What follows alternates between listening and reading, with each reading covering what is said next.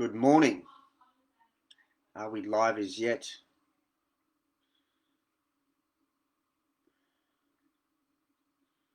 I see a little circle turning and turning. Here we go. I believe I'm live now. Good morning, everyone. Paul here, working from home. Today, I just thought, I'm getting used to this live thing. I'm quite enjoying it, actually. And when I had these little mini epiphanies, I am compelled to share them. So this is the reasoning as to why I'm going live this morning before I head into my coaching clients for the day. Today I want to talk to you guys about change, right? I'm talking to you about change, and why is it that we have to wait until the pain associated with staying the same far exceeds the pain associated with change before we actually change? Why is that? I think as human beings, I believe it goes back to a survival mechanism, right? As human beings, we like to create an environment for ourselves where we feel comfortable, where we feel secure, where we feel safe. It's a survival mechanism. However, this is in conflict with this innate part of us that wants to evolve, that wants to grow, that wants to learn. And I believe this has been sparked from our childhood, this sense of curiosity. But it conflicts with, creating an environment where we feel safe. And when we are stagnant, I mean, I know there's people out there that are going to listen to this who are miserable in their jobs, in their career, but they stay in it for that sense of self-security.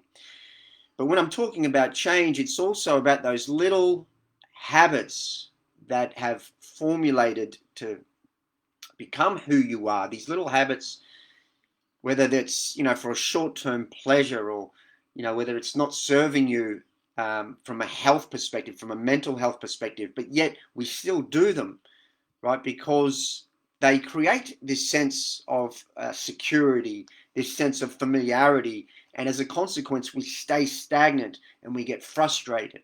And that pain builds and it builds and it builds, but we still stay the same until that pain hits that threshold, that tipping point, whereby we can't stand it anymore and we're compelled to change.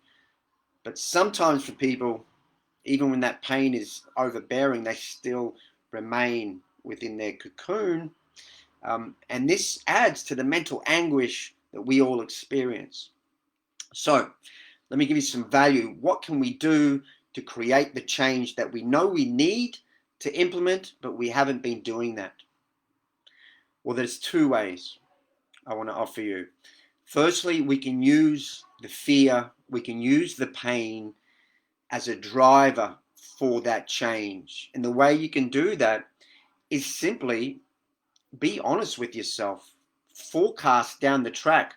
Ask yourself, where am I going to be if this pattern of behavior continues? How sustainable is this? What effect is it going to have on my mental health, my mental well-being? What effect is it going to have on my relationships? What kind of example am I leaving for others? Right? And you have to actually feel what that is going to look like for you. Maybe a year from now, ask yourself, if I continue on this path, how am I going to feel in a year? Just get real with yourself and you extract that and you meditate on that daily, and you can use that as a driver, as your catalyst for change. That's step number one, or that's one avenue you can take. The second one is my preference, because I believe that love and positive emotion trumps fear and pain. Just my personal view, but this second way works better for me. And that is, what you have to do is you need to consider your quality of life if you do make the changes that you need, that you know you need to implement, right? So again, you forecast a little bit and you ask yourself, in a year, if I take what might start off as being baby steps, but if I make the changes that I need, Where am I going to be? What does that look like? How am I going to feel? What effect is it going to have on my mental well-being? How are my relationships going to differ? Yeah. And again, the silver bullet in all of this is you need to feel that sense of emotion connected with either path. And when you do that, what you're creating is a positive emotional signature that you're sending down to your body. And if you implant that vision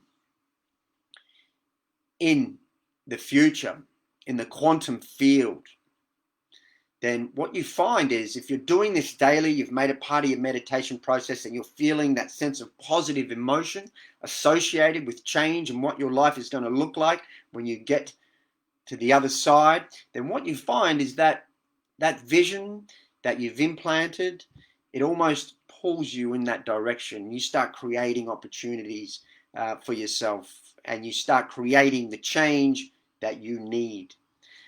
All right, that's all I have to say this morning. I want you to think about that, and I want you to just take some baby steps towards changing yourself for the better. That's all you got to do. Start from there. All right, always keep an open mind. Have an excellent Friday, an awesome weekend, and I look forward to speaking with you shortly. Cheers.